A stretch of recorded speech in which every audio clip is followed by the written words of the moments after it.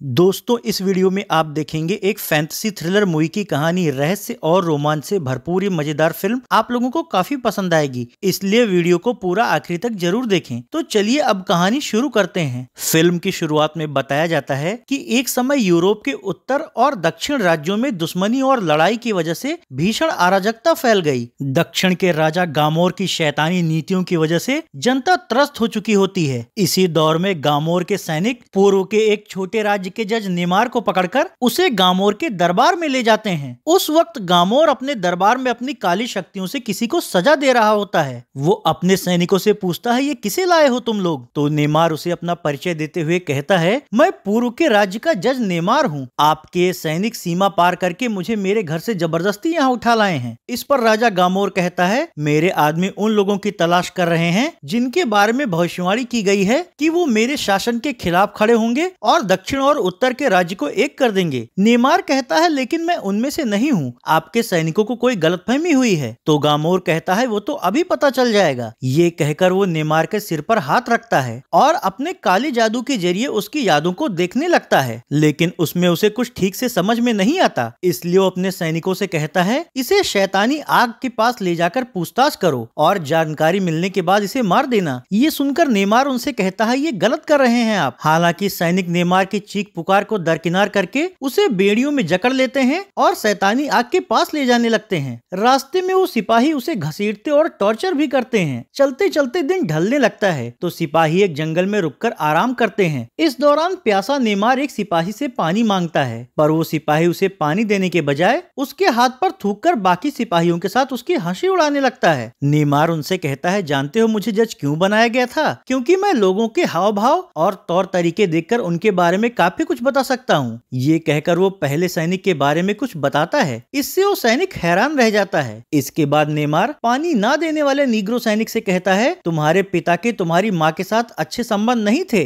उन्होंने तुम्हें और तुम्हारी माँ को हमेशा टॉर्चर किया, यहाँ तक कि उनके कई दुष्चरित्र औरतों के साथ संबंध भी थे। अपने बारे में ये सब सच सुनकर वो नीग्रो सैनिक भड़क जाता है और नेमार से कहता है, अगर राजा की इजाजत होती तो मैं तुम्हें यही मार डालता। इसी बहस के दौरान नेमार अचानक से एक सैनिक की गर्दन में चाकू घुसाकर उसे मार डालता है। ये देखते ही बाकी सैनिक चौकन्ना हो जाते हैं और उसे मारने के लिए उस पर तलवार से हमला करते हैं, पर नेमार हाथों में हथकड़ी बंधी होने के बावजूद भी उनमें से ज्यादातर सैनिकों को मारने में कामयाब रहता है। हालांकि इसमें वो भी थोड़ा बहुत घायल हो जाता है, लेकिन वो रुकता नहीं और वहाँ से भागता है।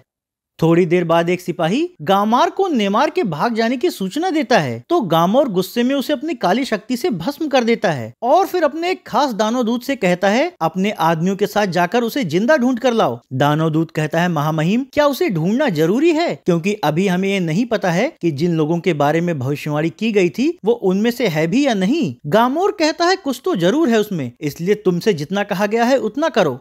अगले सीन में फिर से नेमार को दिखाया जाता है, जो बचकर जंगल में इधर से उधर भटक रहा होता है। इसी दौरान उसकी मुलाकात रोनी नाम के एक आदमी से होती है। रोनी के हाथों में भी टूटी हुई हथकड़ियां होती हैं। नेमार को लगता है शायद ये भी कोई दुश्मन होगा, पर रोनी उससे कहता है, तुम्हें डरने की जरूरत नहीं है, मैं भी इस सैनिक की कैद से छूटा हूँ जिसे तुम जमीन पर पड़ा हुआ देख रहे हो। तो नेमार उससे पूछता है, तुम कहाँ से हो और तुमने अपने हाथों की बेड़ियां कैसे तोड़ी? रोनी कहता है, मैं एक खदान में मजदूर हूँ। सबकी तरह मेरा भी सपना था कि मैं उत्तर में जाकर बस जाऊं, क्योंकि वहाँ शांति और समृद्धि है। वहाँ का जीवन यहाँ के नर्क जैसे जीवन से कहीं बेहतर है। और रही बात बेड़ियों की, तो उन्हें तुम इन पत्थरों से तोड़ सकते हो, लेकिन हथकड़ियां नहीं खोल पाओगे, क्योंकि इन पर गामोर के काले जादू का प्रभाव है। इन्हें कोई रोशनी का रक्षक ही खोल पाएगा। ये सब सुनकर नेमार उससे अपनी बेड़ियां तोड़ने को कहता है, तो रोनी पत्थर से उसकी बेड़ियां तोड़ देता है और उससे पूछता है, आखिर गामोर के सैनिकों ने तुम्हें क्यों बंदी बनाया? नेमार कहता है, क्योंकि उसे लगता है मैं उन लोगों में से हूँ जो भविष्यवाणी के अनुसार दक्षिण में उसकी सत्ता खत्म करने का कारण बनेंगे। अब रोनी उससे कहता है, मैं तो यहाँ से उत्तर को जाऊंगा, पर तुम कहाँ जाना चाहते हो? नेमार कहता है, अभी मैंने इस बारे में कुछ नहीं सोचा, क्योंकि मैंने सुना है कि गामोर की सेना ने मेरे पूर्व के छोटे से राज्य को भी तबाह कर दिया है। ये सुनकर रोनी उससे कहता है, अगर ऐसा है तो क्यों न तुम भी मेरे साथ उत्तर में चलो, वहाँ सुख और शांति है। नेमार इसके लिए तैयार हो जाता है। तो अब ये दोनों एक साथ यहाँ से आगे बढ़ते हैं। चलते चलते शाम ढलने लगती है। उधर गामोर अपनी काली शक्तियों शक्तियों का इस्तेमाल करता है, जिससे कि नेमार के हाथ की हथकड़ियों के जरिए काली शक्तियां उसके दिमाग पर भी असर डालती हैं और वो भ्रमित हो जाता है तथा उसका दिमाग घूमने लगता है। ये देखकर रोनी उससे कहता है, एक तो ये शापित जंगल का क्षेत्र है, दूसरा तुम्हारे हाथ में बंधी हथकड़ियों पर भी काले जादू का प्रभाव है, इस वजह से ही तुम्हारे साथ ऐसा हो रहा है। अपने दिमाग पर काबू करने की कोशिश करो। पर नेमार को खुद को काबू करने में मुश्किल आ रही होती है। इसी दौरान वहाँ एक औरत आकर उन दोनों से कहती है, मैं यहाँ पास में ही रहती हूँ और मैं तुम लोगों की ये परेशानी दूर कर सकती हूँ, मेरे पीछे आओ। तो उस अज्ञात महिला पर भरोसा करके दोनों उसके पीछे पीछे उसके तंबू के अंदर जाते हैं। वहाँ वो महिला पहले तो उन्हें पीने के लिए कोई अज्ञात रसायन देती है और जब वो दोनों उस रसायन के प्रभाव से बेसुध होने लगते हैं तब वो उनके मुंह पर किसी तरह का पाउडर फेंककर कोई मंत्र बुदबुदाने लगती है, जिससे कि दोनों बुत की तरह स्थिर होने लगते हैं। अब दोनों को इस हालत में देखकर वो औरत एक चाकू निकालती है। हालांकि इससे पहले कि वो औरत उन्हें कोई नुकसान पहुंचा पाती, वहाँ एक अनजान आदमी आकर अपनी रोशनी की शक्ति से उस औरत पर हमला कर देता है। उस रोशनी की शक्ति के प्रभाव से महिला नीचे गिरकर बेहोश हो जाती है, जबकि वो दोनों अपने होशो हवास में आ जाते हैं। पर दोनों के कुछ भी समझ में नहीं आ रहा होता कि आखिर यहाँ हो क्या रहा है। इसके बाद वो अनजान आदमी उन दोनों को टेंट से बाहर चलने के लिए कहता है। बाहर आने पर नेमार उस आदमी से पूछता है, वो औरत क्या करने वाली थी और तुम कौन हो? तो वो आदमी कहता है, मैं रोशनी का रक्षक डेनियल हूँ और वो औरत एक डायन है जो कि गामोर के लिए जासूसी का काम करती है। अगर मैं मौके से यहाँ नहीं आता तो शायद अब तक वो तुम दोनों की बलि दे देती। वैसे तुम दोनों हो कौन और कहाँ जा रहे थे? नेमार कहता है, उत्तर में गामोर के लोग हमारे पीछे हैं, क्योंकि गामोर को लगता है मैं उन लोगों में से हूँ जिनके बारे में भविष्यवाणी की गई है। डेनियल कहता है, मुझे उत्तर के राजा ने उन सभी की रक्षा करने का काम सौंपा है जो भविष्यवाणी के अनुसार गामोर का शासन खत्म करके फिर से उत्तर और दक्षिण के राज्य को एक करेंगे। इस पर नेमार कहता है, लेकिन उत्तर के राजा तो मर चुके हैं, और क्या तुम्हें भी ऐसा लगता है कि मैं भविष्यवाणी वाले लोगों में से हूँ? डेनियल कहता है, उत्तर के राजा मरे नहीं थे, और हाँ, शायद तुम उन्हीं लोगों में से हो जिनके बारे में भविष्यवाणी की गई थी। अब जल्दी से यहाँ से निकलो, क्योंकि यहाँ बहुत खतरा है। इसके बाद ये तीनों यहाँ से आगे बढ़ते हैं।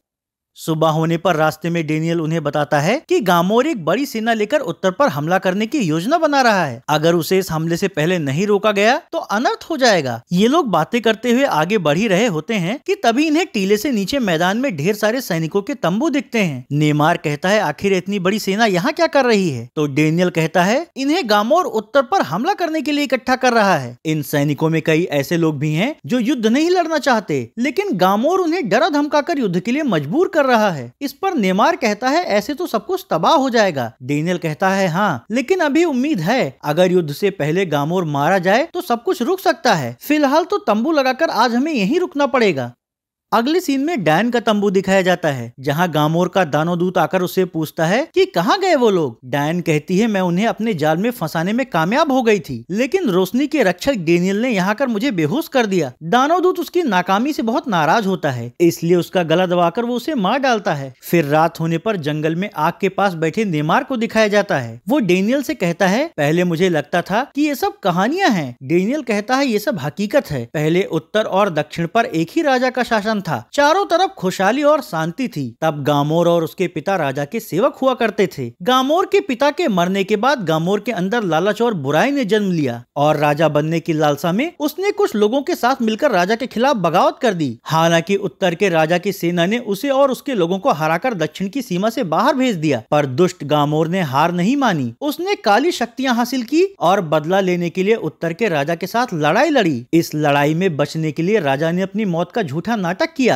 फिर जब गामोर को ये पता चला कि राजा मारे गए हैं तो उसने पूरे दक्षिण क्षेत्र पर अपना कब्जा कर लिया और वहाँ का राजा बन बैठा, और अब उसका निशाना उत्तर का राज्य है, इसलिए हम लोगों को उससे लड़ना होगा। इस पर नेमार कहता है, ये मेरी लड़ाई नहीं है और ना ही मैं उसके खिलाफ टिक पाऊंगा, इसलिए तुम भी मेरे साथ उत्तर चलो, हम वहाँ शांति से रहेंगे। उसकी बात सुनकर डेनियल उससे कहता है, उत्तर में शांति तभी तक है जब तक कि गामोर वहाँ हमला नहीं करता। ये सब बताकर डेनियल वहाँ से चला जाता है। सुबह होने पर रोनी नेमार को जगाकर उससे कहता है, हमें जल्दी से जल्दी दक्षिण के इस राज्य से बाहर निकलना होगा, क्योंकि हम जब तक यहाँ हैं तब तक हम पर खतरा बना रहेगा। तो अब ये दोनों एक साथ यहाँ से आगे बढ़ते हैं। जंगल के पार इन्हें एक झील दिखती है। रोनी कहता है, यहाँ तो कोई नाव भी नहीं है, फिर आखिर हम ये झील कैसे पार करेंगे? इस पर नेमार कहता है, शायद ये झील कम पानी वाली हो, एक बार मैं इसकी गहराई की थाह लगा लूं, फिर हम इसको खुद ही पार कर सकते हैं। ये कहकर नेमार झील में उतरकर गहराई की टोह लेने लगता है, पर तभी झील के अंदर छिपा एक दानव बाहर निकलकर नेमार को पकड़ लेता है। ये देखकर रॉनी वहाँ से भाग खड़ा होता है, जबकि नेमार खुद को बचाने की जद्दोजहद करने लगता है। हालांकि वैसे तो दानव उस पर भारी पड़ रहा होता है, पर कुछ देर की जद्दोजहद के बाद नेमार झील में पड़ी एक तीर के जरिए उसे मारने में कामयाब रहता है और फिर घायल हालत में झील से बाहर निकल आता है। उसकी हालत खराब होने की वजह से उसकी आंखों के सामने अंधेरा छा रहा होता है, पर तभी एक लड़की वहां आकर उसकी मदद करती है। इसके कुछ देर बाद जब नेमार को होश आता है तो वो देखता है कि वो अनजान लड़की उसके जख्मों पर मरहम लगा रही है। नेमार उससे पूछता है तुम कौन हो? तो लड़की कहती है मैं अपने बारे में अभी ज्यादा कुछ तो नहीं बता सकती, पर मेरा नाम जीना है और मैं गामोर के खिलाफ लड़ने वाली एक बागी योद्धा हूँ। वैसे तुम्हें बता दूं कि तुम यहाँ ज्यादा देर नहीं रुक सकते, क्योंकि यहाँ हर कदम पर खतरा है। तो नेमार उसे अब तक उसके साथ घटी हुई घटनाओं के बारे में बताते हुए कहता है मैं उत्तर की ओर जा रहा था, पर डेनियल को लगता है कि मैं उन लोगों में से एक हूँ जो गामोर के खिलाफ लड़ेंगे। जीना कहती है अगर गामोर को ऐसा लगता है तो शायद ये सच होगा। इस पर नेमार कहता है अगर ऐसी बात है तो फिर वो मुझे छोड़कर कहाँ चला गया? जीना कहती है बुराई से लड़ना ही उसका काम है और शायद वो सही मौके के इंतजार में है। जो भी हो, अब चलो यहाँ से चलते हैं। तो नेमार उसके साथ जंगल के दूसरे रास्ते के जरिए वहाँ से आगे बढ़ता है। इस सफर के दौरान बातें करते हुए दोनों एक दूसरे से काफी घुल मिल जाते हैं, पर जीना उसे फिर भी अपने बारे में ज्यादा कुछ नहीं बताती। अगले सीन में दानो दूत को दिखाया जाता है जो अपने आदमियों के साथ नेमार के पैरों के निशान को सूंघकर उसी रास्ते पर उसके पीछे आ रहा होता है। इधर जीना और नेमार अभी भी दक्षिण की सीमा तक पहुंचने की कोशिश कर रहे होते हैं। चलते चलते रात हो जाती है और गामोर अपनी काली शक्तियों के जरिए नेमार का पता लगाने की कोशिश करता है। यहाँ जंगल के रास्ते में जब जीना को दानों की आहट महसूस होती है तो वो नेमार को सतर्क करके उसे छिप जाने के लिए कहती है, पर छिपने के चक्कर में वो रास्ता भटककर जीना से बिछड़ जाता है। इससे वो दानों के हाथ तो नहीं लगता, पर उसे आगे का रास्ता पता न होने की वजह से वो भटककर एक नदी के किनारे पहुंच जाता है। भूख प्यास से बेहाल होने के नाते उसको चक्कर आ रहे होते हैं। इसी दौरान वहाँ एक अनजान आदमी आता है और उससे कहता है मेरे साथ चलो, मैं तुम्हारी मदद करूंगा। तो नेमार उस पर भरोसा करके उसके साथ हो लेता है।